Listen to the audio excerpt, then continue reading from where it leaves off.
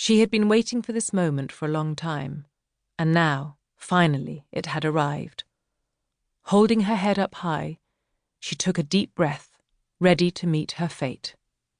It was a warm Thursday afternoon, and Lady Anne Boleyn was about to leave Greenwich Palace in a brightly painted brigantine.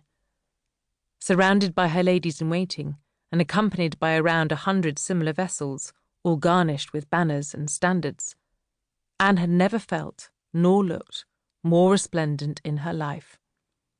As she looked out at the city around her, the sounds of drums, trumpets and flutes rang out over the River Thames. As the procession drew closer to the Tower of London, a cannon fired a salute, while behind the official vessels, more than 200 small boats welcomed her. Anne stared at the beautiful sight, full of awe. The Thames was flooded with boats, and the air filled with joyful clamour, and as the future Queen of England arrived at the city to be crowned at last, the din increased.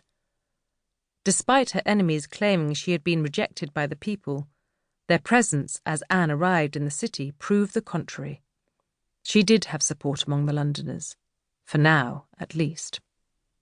Having been received by the Lord Chamberlain, Anne was brought to the King, Henry VIII, who had been waiting for her at the waterside. He kissed her, and then she turned around and waved at the crowd, who applauded Anne, celebrating their new queen, before entering the Tower. The festivities were now in full swing, and in fact they'd only just begun. As Anne's coronation was going to take place on Sunday the 1st of June 1533, these celebrations were going to last for days yet. She hoped that they would be everything that she had imagined. On Saturday, the 31st of May, Anne awoke and readied herself for the formal celebrations, which included a procession from the Tower to Temple Bar. She was apparelled in a royal dress, made in the French fashion, and her hair floated down over a superb surcoat made of white cloth of tissue.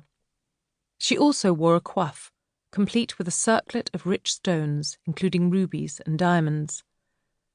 She mounted a litter covered inside and out with white satin, and above her hung a canopy of cloth of gold. 12 ladies, also clothed in gold, followed the Queen-to-be, the entire procession full of splendour and glamour. The Queen's mother was in the next chariot, accompanied by the Duchess of Norfolk, stepmother of the Duke. Behind them 12 more young ladies followed on horseback, all arrayed in crimson velvet. 3 gilded coaches were next, carrying other noble women, and then there were 20 or more other ladies on horseback, all wearing black velvet.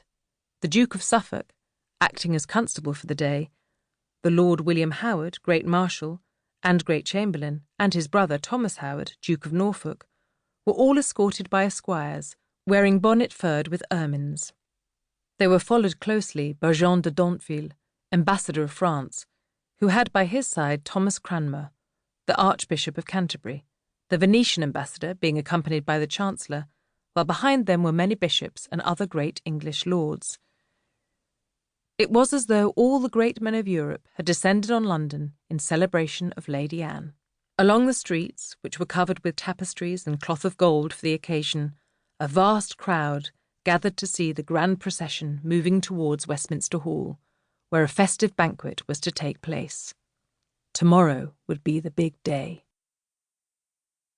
It was Whitsunday, the 1st of June, and Anne Boleyn was about to be crowned Queen of England. The London mayor, aldermen, sheriffs and councillors left the city for Westminster at 7 a.m, followed by the Queen-to-be at around 8:30 a.m. She made her way to the high altar in Westminster, wearing a magnificent surcoat and robe of purple velvet, furred with ermine, her dark hair draped over the luxurious material.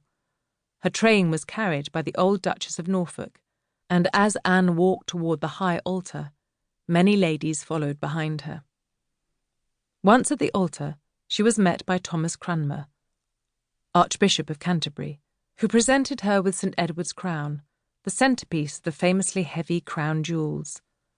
The weighty crown rested on her head, only briefly, before it was replaced with another crown for the rest of the ceremony, one much lighter, and made especially for the occasion.